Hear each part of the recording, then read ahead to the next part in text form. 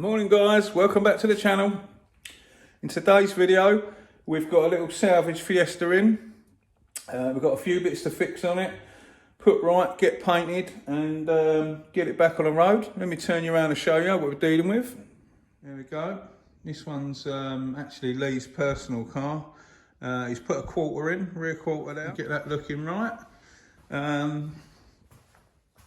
Front bumper on the bottom valance there.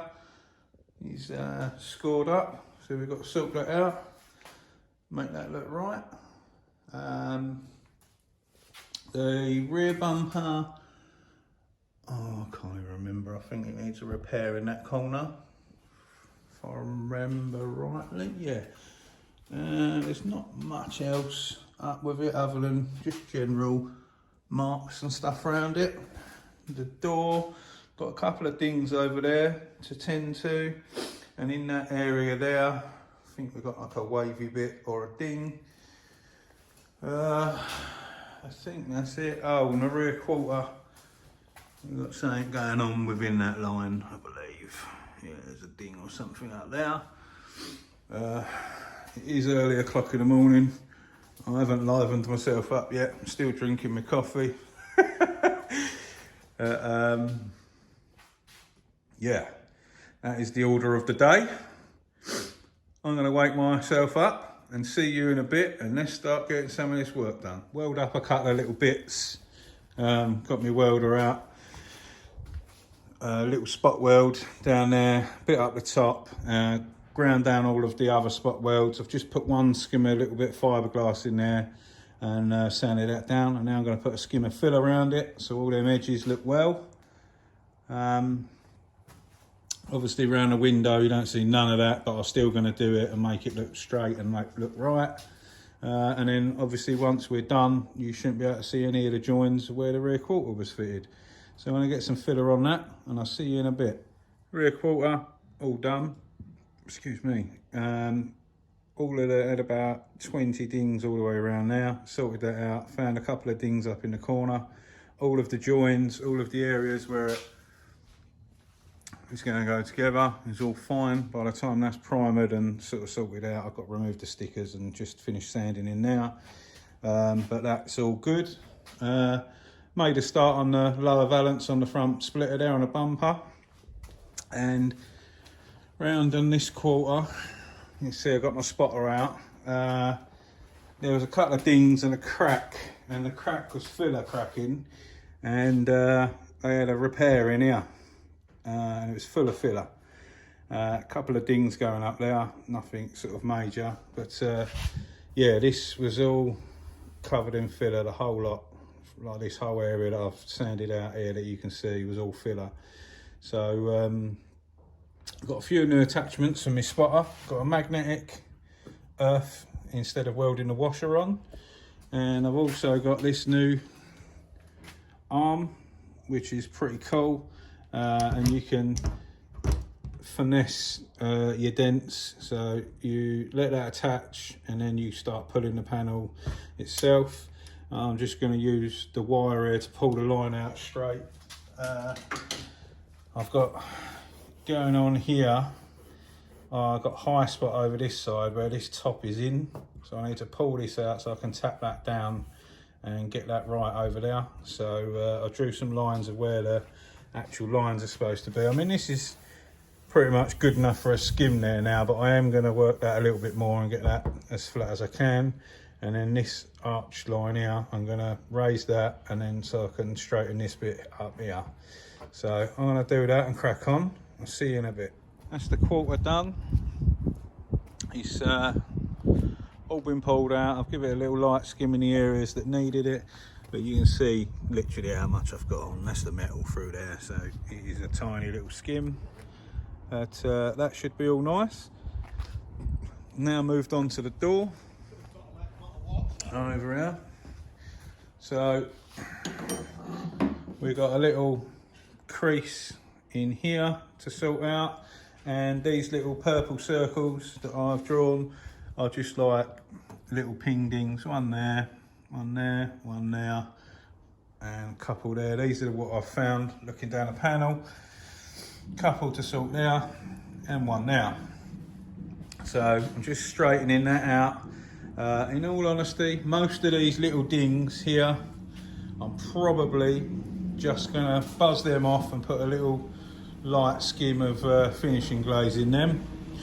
It's not worth grinding them right back to pull up with my machine, because you're gonna take more out than what the dent is, if that makes sense, and then have to correct it afterwards. So crack on with this and we'll see you soon. Right, there we go guys.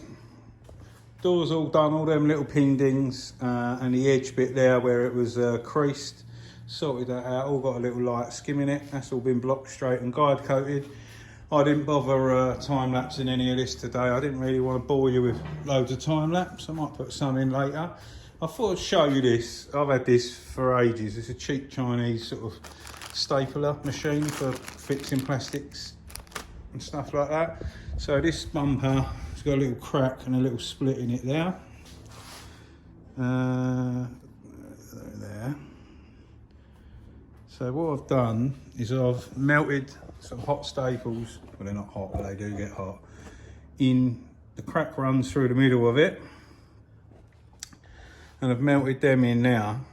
I thought I'd show you that.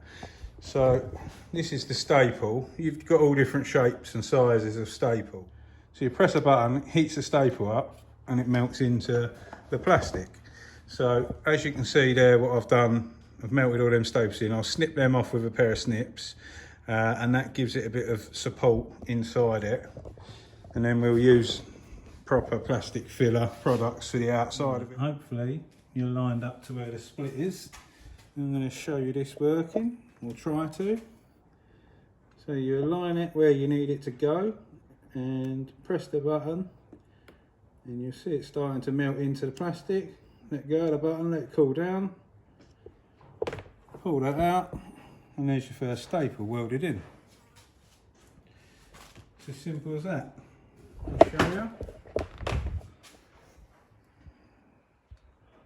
There we go, and then you work your way up like I've done there, until you're all the way up to the top, and then you can carry on the repair process from there. And this, once you've trimmed these off, you've got metal inside melted in the plastic, and it gives you the rigidity back and the strength that you need. There we go guys, that's them all trimmed off and cut back. And on the other side, what I've done is I've melted the crack together. I've got one that's called a Cut Master. This is for melting plastic, but you know, you can use any sort of soldering iron, does the job to melt it, providing they melt. Some bumpers don't melt. So now that's sort of stuck together, half stuck together. Then we can put the proper plastic filler in now. There we go, that's buzzed down and roughed up. And now what I'm going to do is get me rods and remelt plastic back in these. I'll do that and I'll pop back in a second. There we go. So, looks a bit messy, but I've melted plastic back inside all of these cracks with the, I've got like plastic filling rods with a plastic welding kit that I've got. So that's all now nice solid plastic. Obviously, I'll have to buzz that back, smooth it off, and then we'll use proper bumper filler, like plastic flexible filler for that to make that work. I just put an extra blob on the back of that bit there as well. So right this second looks awful. Gonna let that harden up and then we'll buzz that back and crack on from there. There we go guys. This is what I use to repair bumpers. Evercoat Polyflex. This is their like sort of flexible plastic bumper filler, if that makes sense. You can buy other cheap brands and stuff like that. I've seen stuff on Amazon and what have you, but I always stick to products that I know that are proper. You know, I'm not being a brand snob as such, but this is specially designed for one job and one job only, and it works really well. So I just stick with what you know. Quality products normally help you produce quality results, as they say. So stick with what you know. That works a treat. I know it does. It's job well, so we'll use that one. I'm going to mix that up. You mix it up like normal filler. So you put however much you want out. You can weigh this and stuff like that. I never do. Put out what you want and then put a line of hardener on it and off you go. So I'm going to get this mixed up, get some on, and I'll see you in a bit. Guys, That's all done now.